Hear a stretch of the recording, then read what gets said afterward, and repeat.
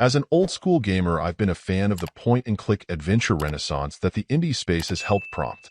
While it's a genre that tends to fall into some classic flaws, whether it's some frustration over hard-to-find critical items or requiring bizarre leaps of faith to solve puzzles, they can still be a good time. The Switch has had a pretty wide array of titles to choose from, ranging from those that are more lighthearted in a classic LucasArts sort of way, to those with a variety of different tones. Lunar has now arrived with a budget price, a pretty distinctive hand-drawn art style, and a more somber overall tone working to its advantage. It's actually an interesting experience, as well as it feels like it's straddling the line between a classic adventure and your typical story-driven puzzle collection.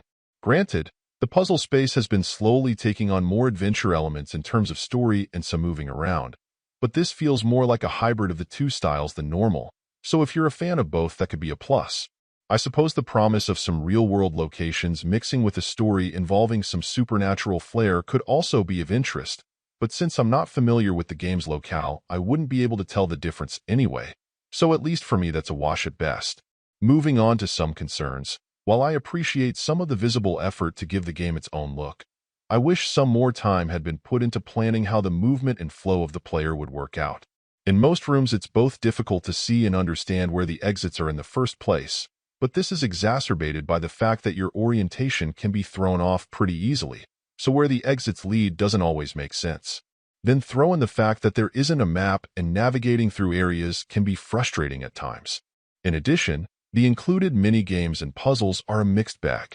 I think the most disappointing tend to be the hidden object puzzles, as they typically have very few items to look for, and in some cases the game's custom art does you no favors in helping you find some of the objects.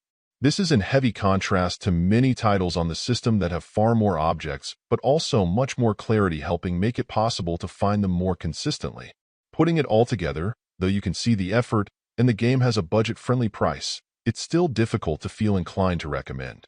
The fact is, games of this general type are a dime a dozen in the eShop already, and most of them are already budget-priced themselves as well.